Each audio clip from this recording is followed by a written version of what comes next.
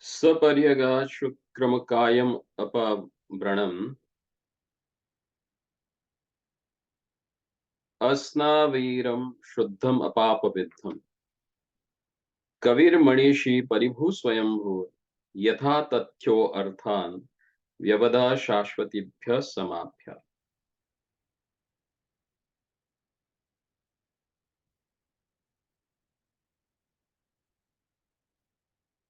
Such a person, one must know in fact the greatest of all, who embodied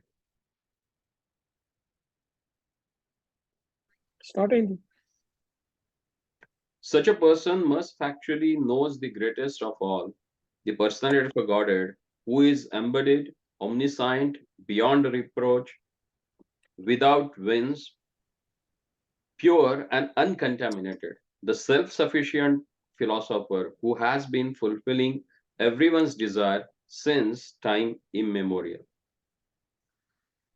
Saparyagasha Shukram Akayam Avarnam Asana Veeram Shuddha Apapavidham Kavir Manishi Paribhuta Swayambhur Yatha Tathyot Arthan Vyavadasya Shashvatibhya Samabhya.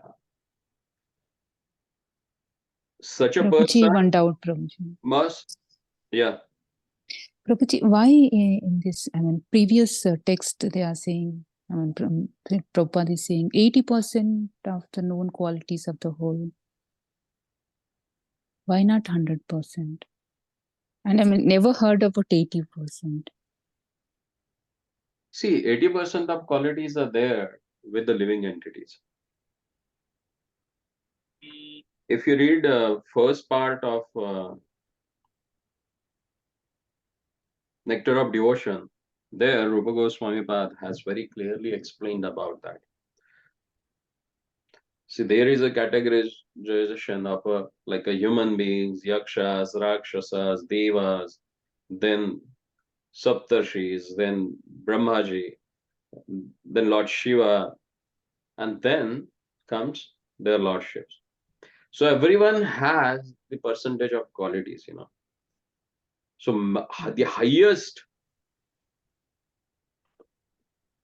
living entity other than their lordship is Lord Shiva, who possesses like a 80% of the qualities of their lordship. Then what to speak of us? The small living entity. But these qualities are, are in the state of like Vasudeva state now, Prabhuji. Like we are ready to enter into the kingdom of God. No, they are not. That's not the state. They are. Then how come at that stage, how can it be compared with 80%? It's supposed to be 100%. Then only we can be able to live with. It compared to the Lord's qualities, in comparison with the Lord's qualities.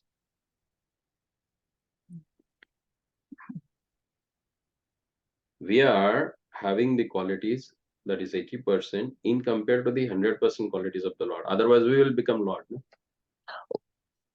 And even in quantity, that means only qualities we are talking about, right? Yeah, in quantity we are less, but in qualities also we are less than the Lord. No? Otherwise, what is the difference between the Supreme Personality and us? I don't know, Prabhuji, I'm not getting. If you read the Nectar of Devotion, it clearly explains about that. How there is a difference in qualities. Like all the living entities in this material world, they are having like a maximum maybe 40 or 50% of that qualities of the Lord. Then there are some higher class of demigods and others. They are up to 52%. Then the Brahma who goes like a 80%. Because after Brahma's stage, then someone enters into the eternal abode. So at least those 80% is 100% for us. Okay. And if you have that 100% of 80%, then you can go, you're allowed or you're qualified to enter into the spiritual world. Okay. Makes sense? Yeah. Okay. Thank you. Which text, Prabhuji? Which text in Nectar Devotion? It's in the first or second chapter. Okay. Thank you, We'll Prabhuji. discuss that when we come to that book. Or if you want in details also, you can go to Sanatan Goswami's teachings in Teachings of Lord Chaitanya, you know, where the Lord, his different energies and the especially the Tathastha Shakti that Lord has explained to Sanatan Goswami, there he has mentioned it very wonderfully. Should we continue with this verse? Yes, Prabhuji. Yes, Prabhuji.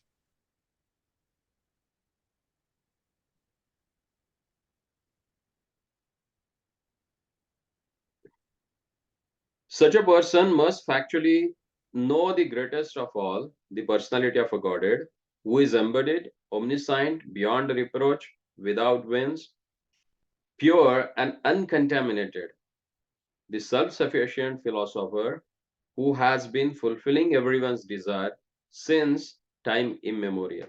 So these are the qualities of their Lordship as explained here. And someone who knows these qualities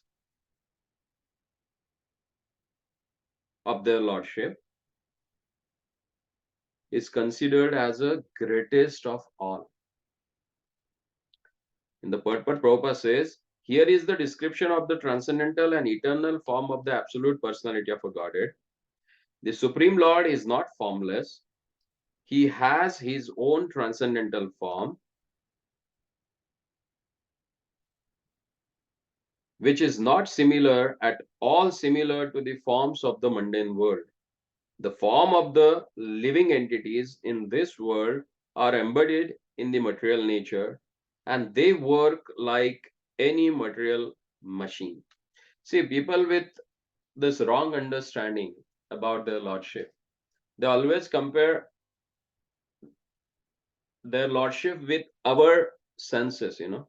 That's why you can see most of the time when they draw the picture of Brahmaji, what they do? They do with the Brahmaji with a long beard and white hair. Hmm? Then in Abrahamic religions, what they do?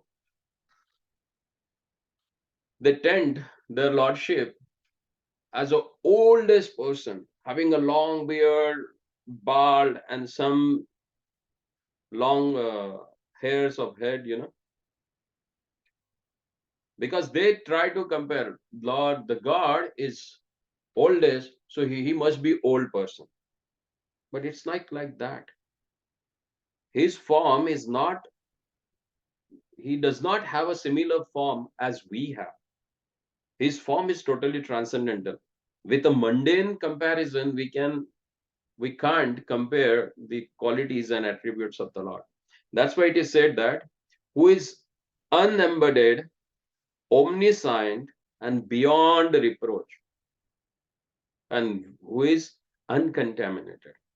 The form of the living entity in this world are embodied in the material nature, and they work like any material machine. But Lord's body is not like that. His body is transcendental. The anatomy of a material body must have a mechanical construction with the veins and so forth. But the transcendental body of the Supreme Lord has nothing like a veins. It is clearly stated here that he is unembodied, which means that there is no difference between his body and his soul, nor is he is forced to accept the body according to the laws of nature, as we are. In materially conditioned life, the soul is different from the gross embodiment and subtle mind. For the Supreme Lord, however, there is never any such a difference between him and his body and mind. He is the complete whole, and his mind, body, and he himself are all one and the same. So go a little deep and try to understand this. We have three bodies actually. No, actually, as explained in the uh, Yoga Patanjali Yoga Sutra, it explains about the five bodies that we have. One is this Thula body, which is made up of five material elements. Then there is another subtle body which is called as a Sukshma Deha, which is made of uh, mind, intelligence, and ego. Then there is a Karan Sharira, then Mahakarana, and there is a another one, I forgot that. So all these bodies are there with us. Soul resides in this body, and he carried out from one body to another body through the subtle body or Sukshma Sharira.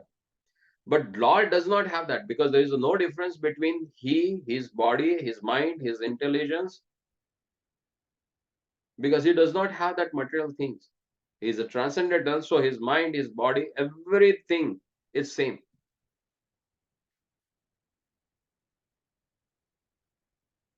In the Brahma Samhita, 5th chapter, text number 1, there is a similar description of the Supreme Lord. Ishvara Parama Krishna Satchidananda Vigraha Anadir Adir Govinda Sarva Karana Karanam. Krishna, who is known as the Govinda, is Supreme Godhead. He has an eternal, blissful spiritual body. He is the origin of all. He has no other origin, and he is the prime cause of all causes.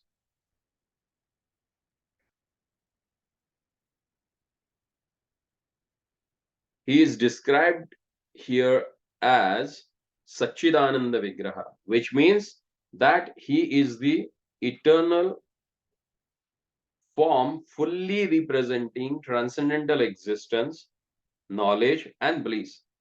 As such, he does not require a separate body or a mind as we do in the material existence. The Vedic literature clearly states that the Lord's transcendental body is a completely different from ours. Thus, he is sometimes described as a formless. This means that he has no form like ours, and that he is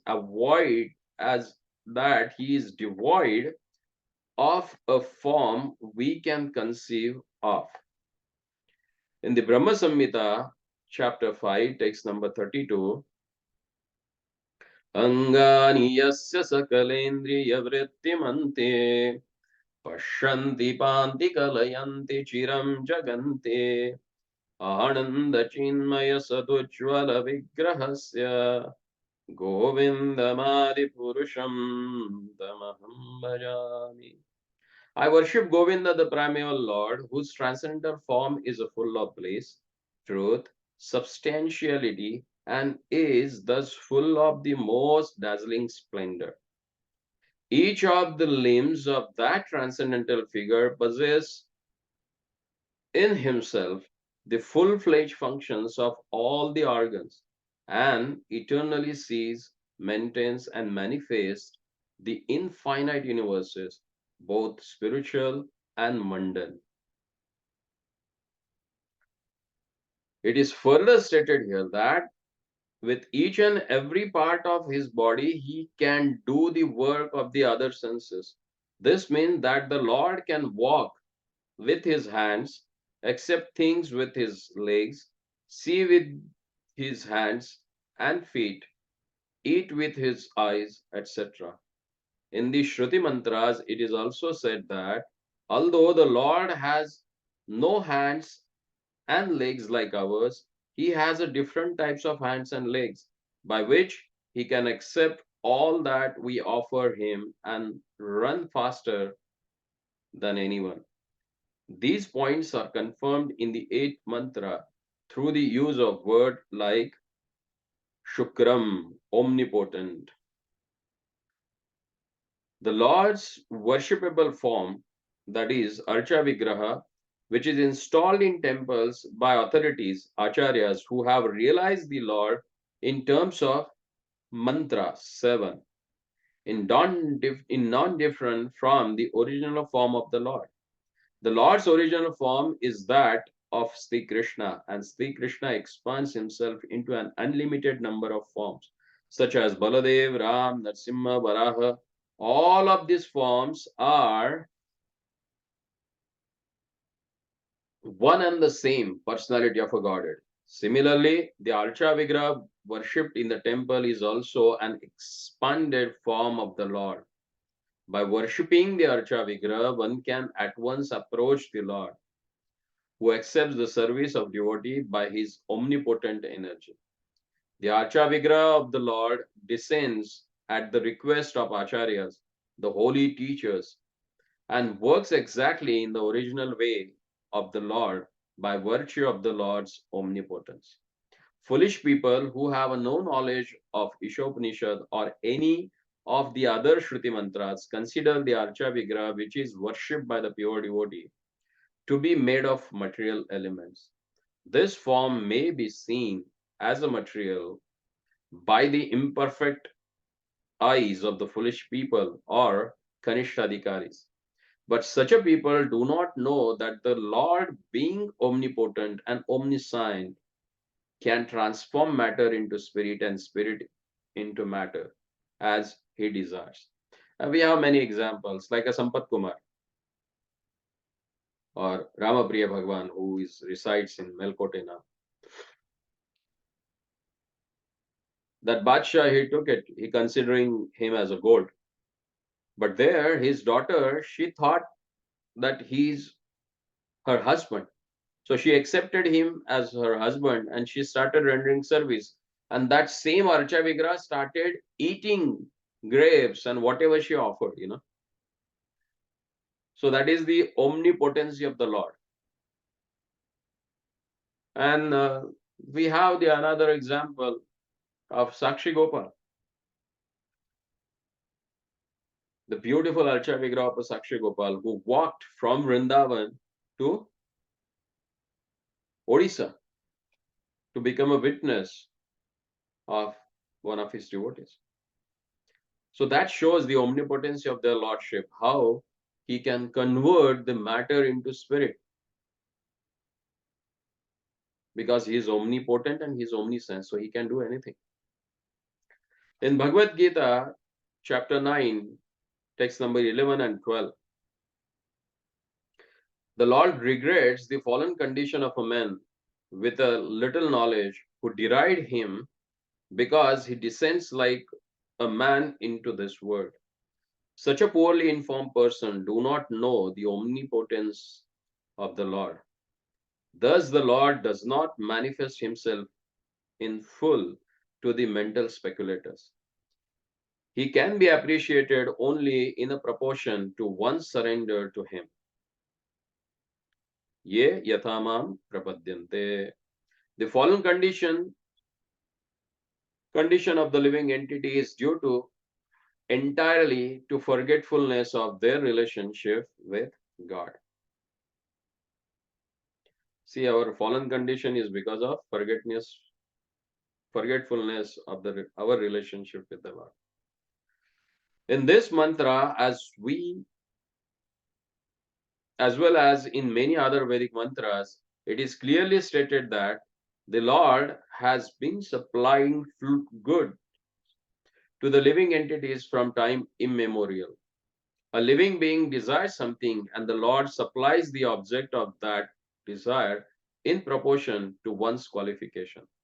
If a man wants to be High Court judge, he must acquire not only the necessary qualification but also the consent of authority who can award the title of a High Court judge. The qualifications in themselves are not sufficient for one to occupy the post. It must be awarded by some superior authority.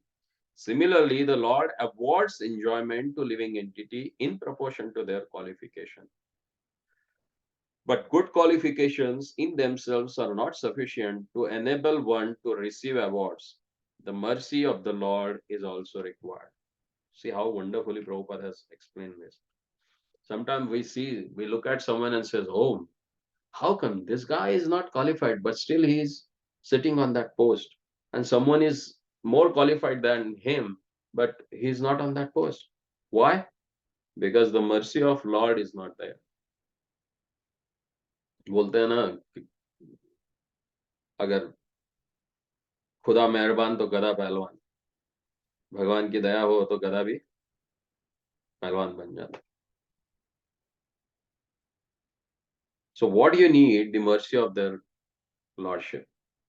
Further, he says, ordinarily the living being does not know what to ask from the Lord, nor which post to seek.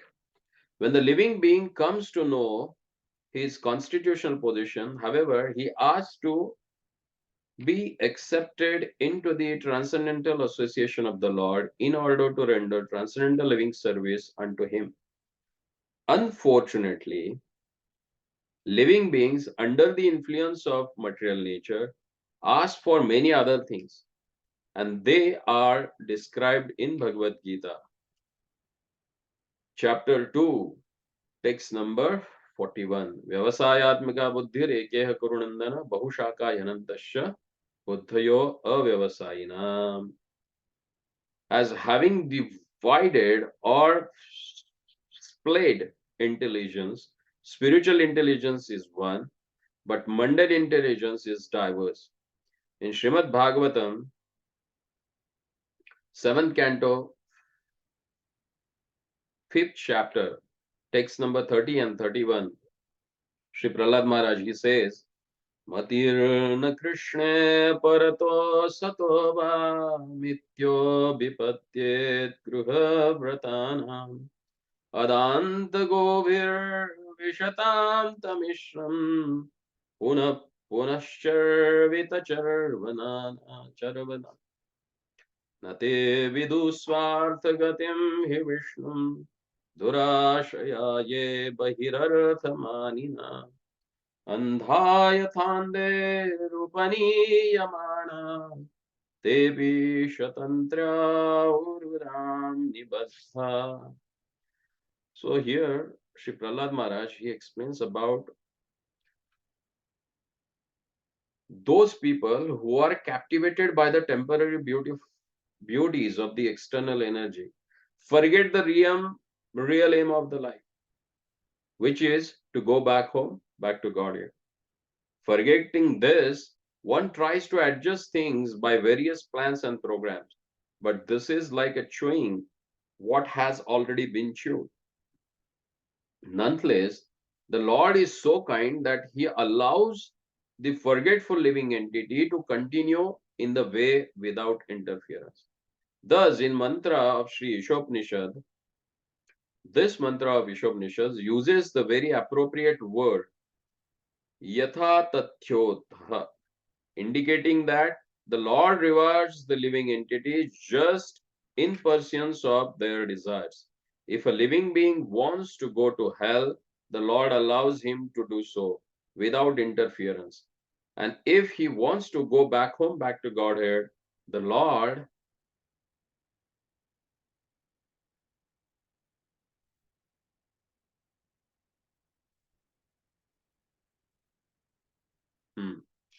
allows him to do that.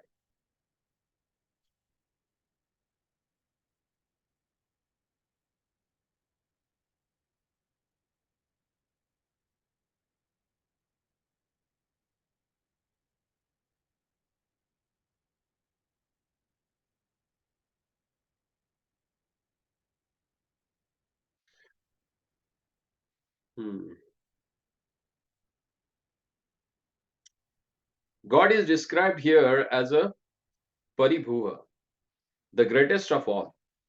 No one is greater than or equal to him.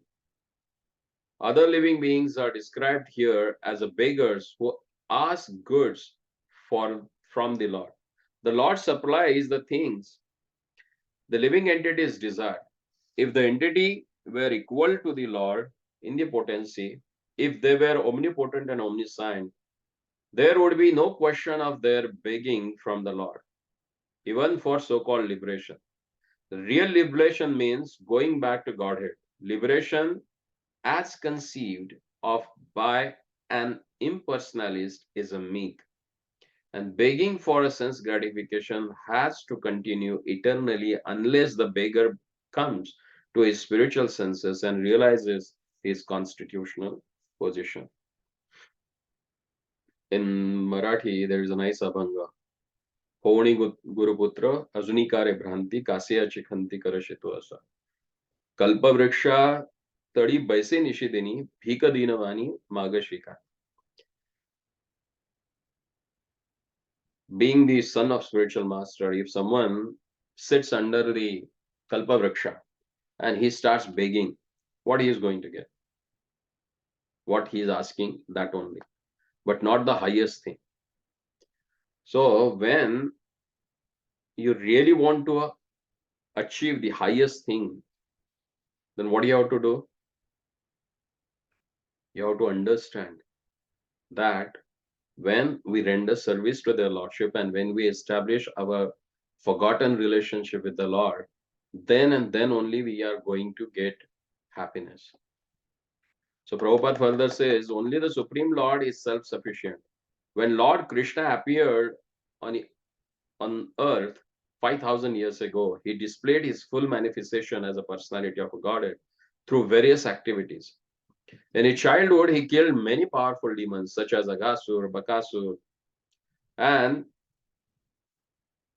Shatakasur, Shakatasur. And there was no question of his having acquired such a power through any extraneous endeavor. He never went to gym to make a muscles and grab this asuras and throw them away. No? He never went for that.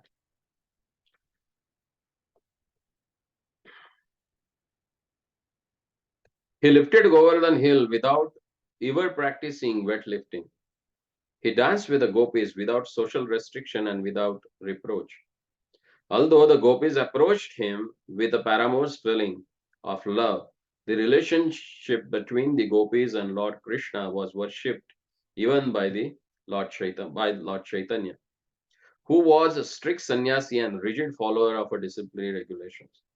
To confirm that the Lord is always pure and uncontaminated, Sri Ishopanishada describes him as a Shuddham and Apapavidham. He is antiseptic in the sense that even an impure thing can become purified just as touching him, that is Shuddham. And the word prophylactic refers, that is Apapavidham, to the power of his association. As mentioned in Bhagavad Gita, chapter 9, text number 30 and 31. Api chetasi duracharo bhajate mam ananya bhag sadureva samantavya samyak vyavasito hi saha.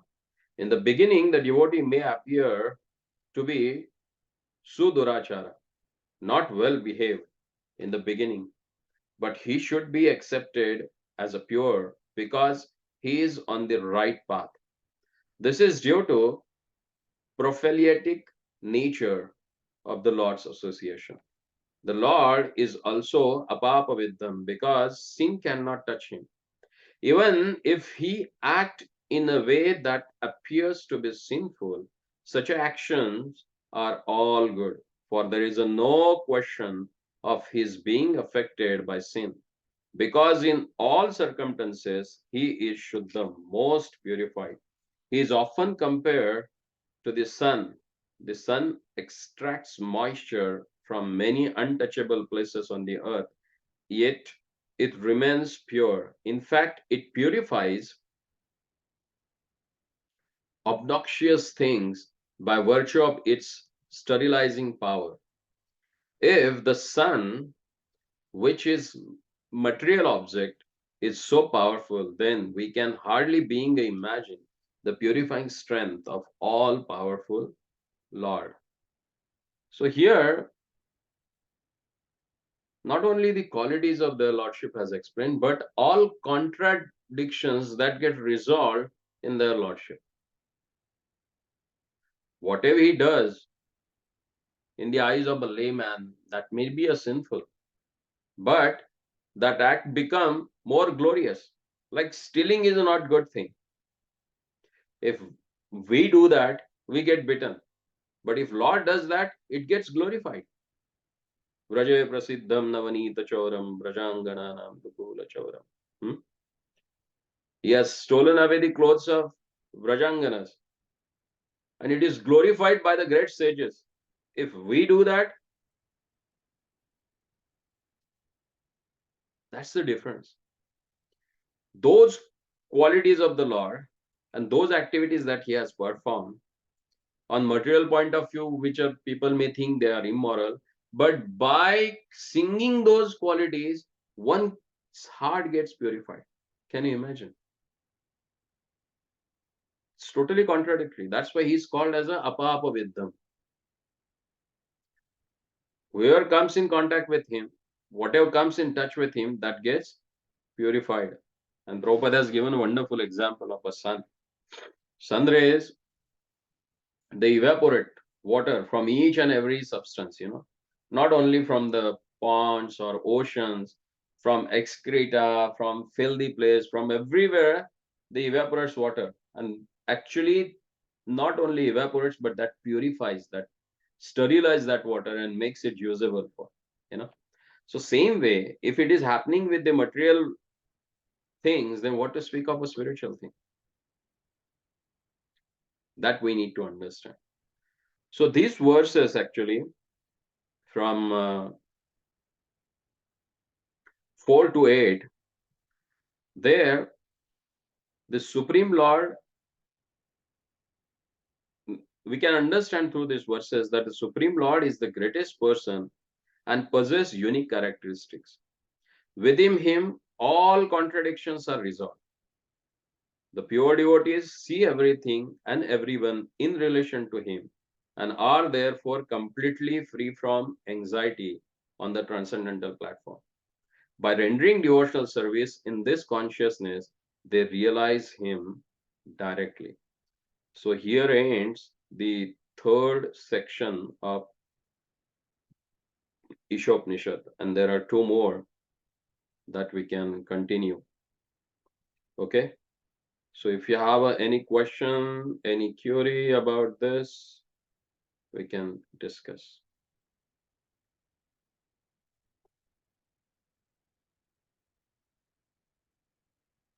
Yes?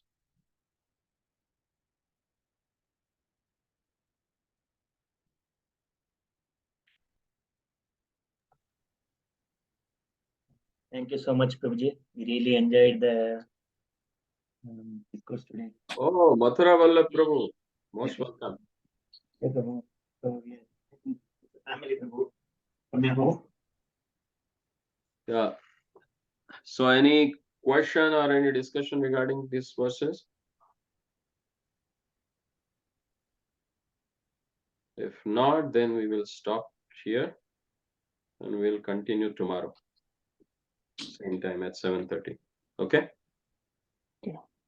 Thank you, Prabhuji. Hare Krishna. Hare Krishna. Thank you, Prabhuji. Hare Krishna. Patitanam pavanebhyo vaishnavebhyo namo.